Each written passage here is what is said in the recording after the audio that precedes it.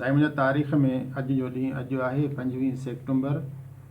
25 September 1887 ईस्वीअ ते मशहूरु नसुर नवीस ऐं शाइर मुहम्मद सालेह भट्टी वलद मखदूम मोहम्मद इब्राहिम भट्टी पुराणनि हालनि ज़िले हैदराबाद में ॼाओ। 25 सेप्टेम्बर 1903 ईस्वीअ ते आलम दीन मौलाना सैयद अबुल आला मौदूदी जनम वरितो। 25 सेप्टेम्बर 1917 ईस्वीअ ते रागी भगत जेतोराम रोड़ीअ वारे जो जनम ॾींहुं आहे। 25 सेप्टेम्बर 1929 ईस्वीअ ते अल्लामा इक़बाल जे उस्ताद मौलाना अमीर हसन जो लाॾाणो थियो।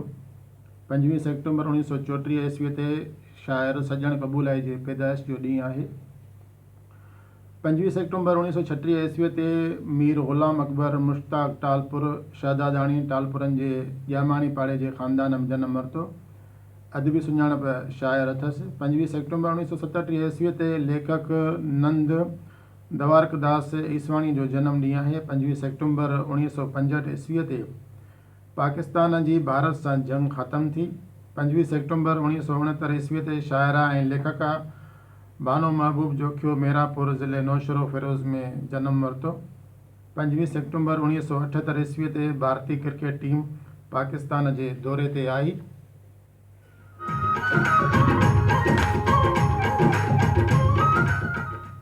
25 सेप्टेम्बर 1981 ईस्वीअ ते ममताज़ सियासी रहनुमा चौधरी ज़हूर इलाही जो लाॾाणो थियो। 25 सेप्टेम्बर 1996 ईस्वीअ ते सूफ़ी शाइर सूफ़ी वली मोहम्मद तुराब जो लाॾाणो थियो। हीअ त अॼु जे ॾींहं जा कुझु तारीख़ी ॻाल्हियूं जेके अव्हांजे समातुनि ताईं पहुचायूंसीं ऐं हीअ ख़ूबसूरत मौसीक़ी जो इस्म अव्हां सभिनी समातुनि जे लाइ।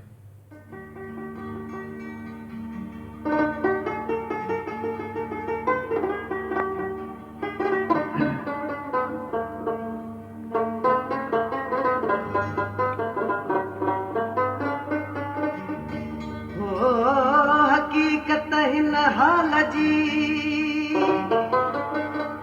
जे ज़ाहिर कयां तरी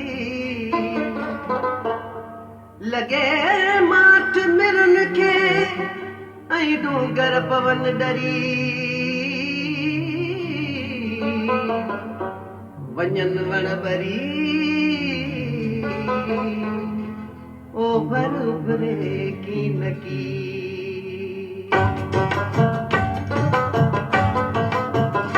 सारी दुनिया जब जन के गागर कया सारी दुनिया जब जन के गागर कया तल ते साजा मथुजा सनीरा लिखा खुशबू जे हथा रोज़निया काम जा खुशबू जे हथा रोज़निया काम जा हर कबूतर कवेलिया के मेरू बिजो सारी दुनिया जब जन के गागर कया सारी दुनिया जब जन के गागर कया तन ते साजन मथां जा सनीहा लिखा खुशबू जे हथा रोज़निया काम जा खुशबू जे हथा रोज़निया काम जा हर कबूतर कवेलिया के मेरू बिजा सारी दुनिया जब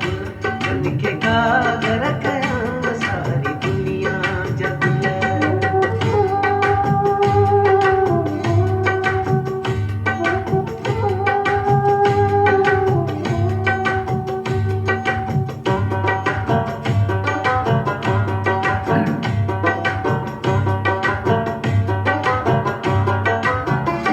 दिल के समझाया धड़कन बजे जोर सा उड़ करो क्या तो सुडका भजन शोर सा सींध सुरमा से क्यों बाग बिखरे